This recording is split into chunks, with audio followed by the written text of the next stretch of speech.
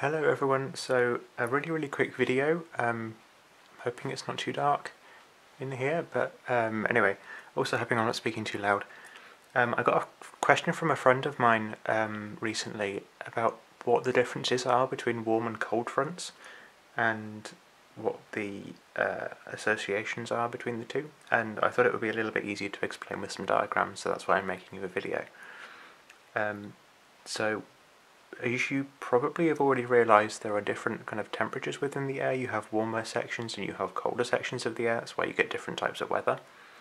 That's kind of basically what a warmer and a cold front are. It's the boundaries between the two, the warmer and the colder air.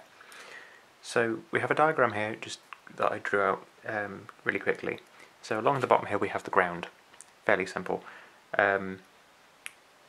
So you kind of have to imagine that you've got a low pressure kind of sat behind the behind the page, and a high pressure sat towards you. So you've got sinking air towards you, and a rising air in the background of this picture.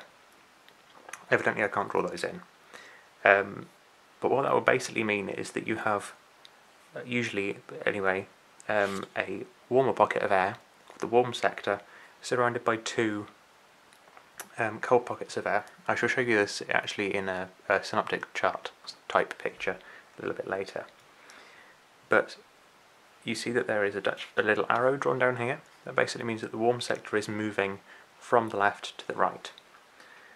Where the warm is fronted with a cold sector, sort of oddly enough, is called a warm front. So that is shown by little bobbly red dots, usually on the Met Office charts. They're different colours depending on which chart you're looking at. And it's backed where you get the cold air fronting by a warm sector by the cold front, and that is shown by blue spikes. The cold front is usually a lot steeper than the warm front is, and as a result you get different weather. So the warm front is usually associated with fine weather, so you can see we have slowly rising air and cumulus, outer cumulus and cirrus clouds, so the kind of little fluffy clouds going right the way up to the wispy ones up the top of the atmosphere. And where you have the cold front, you often find things like the storm cloud. So you can see here there's a huge cloud and it's producing rain.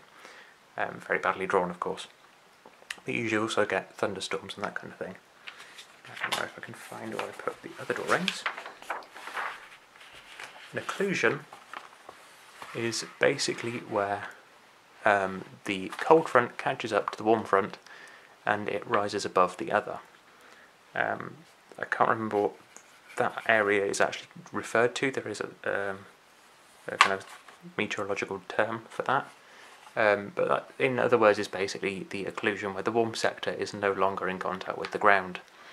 That's basically it. In terms of weather that we get with occlusions, there isn't really that much. It can turn into storms if there haven't been rain beforehand. However, it's usually associated with the drying of the atmosphere, as there's no longer any moisture actually in the air. In terms of synoptic charts,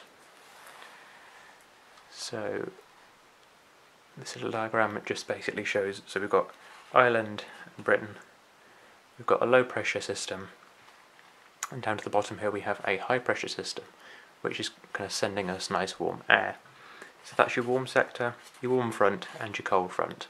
The cold front usually moves a little bit quicker than the warm front does, and so it catches up and creates, it creates the occlusion. A bit of a messy drawing here. But you see that the warm sector has narrowed. You've still got the warm front and the cold front, and this little bit here, which goes a little bit messy, is the occlusion. I kind of drew the wrong symbols and then drew over the lines, so it went a bit funny. But yeah, so you would usually get a band of rain coming along here. Yeah, I hope that has explained it slightly to you. If you have any questions, you know where to leave them or to send me a message. And I shall see you guys in the next video. Bye!